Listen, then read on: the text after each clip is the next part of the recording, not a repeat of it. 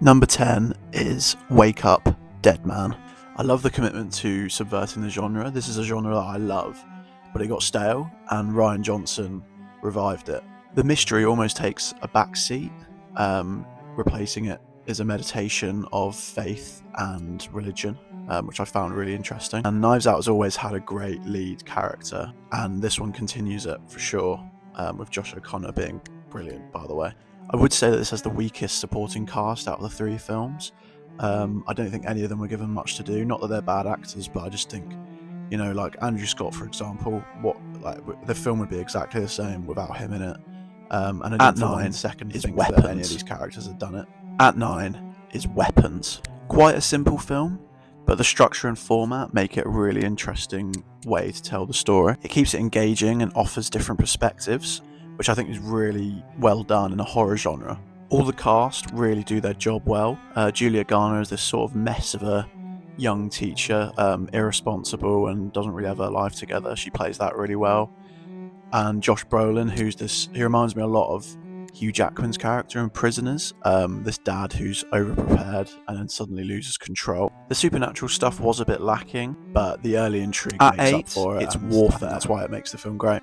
At 8, it's Warfare. I had a great cinema experience of this one. I saw it on a nice big screen, and the whole room was silent, so that I think that really lended itself to how good this film was. Sound design was king here, to go from really loud eruptions of sound to eerily quiet moments. This allowed the film to really grip you, and the whole anti-war goal of the whole film is, debatably achieved.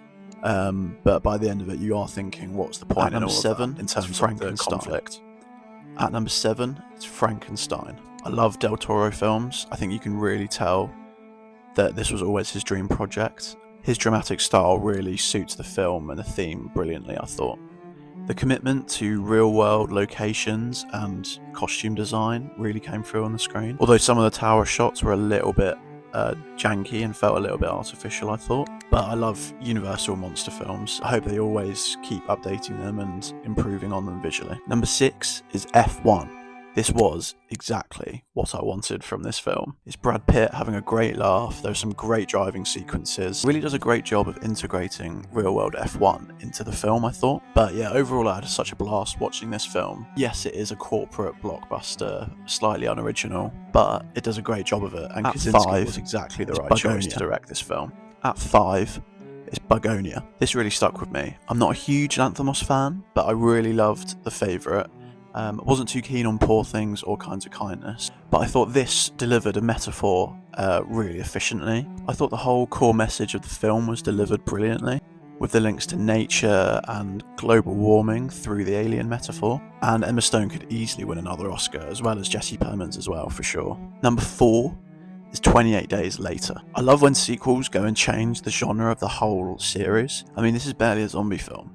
This is more a film about family and a coming-of-age tale based in a horrible, barbaric world. It feels very pop art, full of unique shots and interesting sound choices, and a tone that balances humour and horror really well. The first third and the final third I thought were really strong, and it keeps it fresh all the way through the film. Number 3 is Train Dreams. This is probably the surprise of the year. This was just a random film that I switched on and ended up adoring it and watching the whole thing all the way through. But this is such a beautifully shot film, made to look like photographs of a lifetime, the ups, the downs and the hardships. But this is genuinely such a great mix of Terrence Malick, Ford, and a little bit of Wes Anderson in there with the vignettes. Fans of modern westerns should definitely watch Train Dreams for sure. Number 2 is Marty Supreme. I mean, this was shockingly good. I came for the Chalamet hype, and I ended up loving not just him, but the whole film itself. I mean, this looks great, it's paced great, and you feel proper energized after you watch it. You laugh when it's trying to be funny, and you lock in when it's trying to be serious and have a bit more of an emotional backbone. I could see this winning a lot of awards, to be honest. I really wouldn't be surprised if it won Best Picture, and maybe even that Best Leading Actor for Timothée Chalamet, which he wants so badly. But number 1, of course, is One Battle After Another.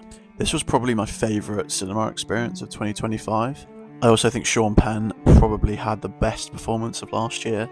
I just thought it was utterly brilliant. One of the best supporting actor roles I've seen in a long, long time. It feels so relevant. I mean, Paul Thomas Anderson hasn't made a modern film in a while, it doesn't feel like. And this one really, really made a lot of great observations about modern day America and modern day migration. I literally think there could be multiple candidates for every single acting award in this. I wouldn't be surprised if Leo is nominated.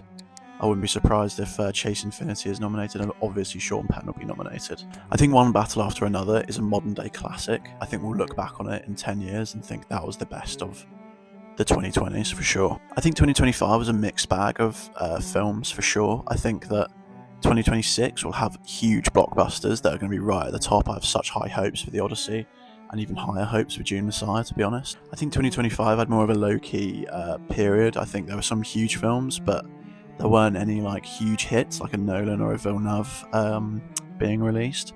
But yeah, let me know what I missed out on. I'm sure there are loads of favourites that you guys have that I haven't included in my list, but I watched about 50 films last year, so it can only be top 10, unfortunately. See ya.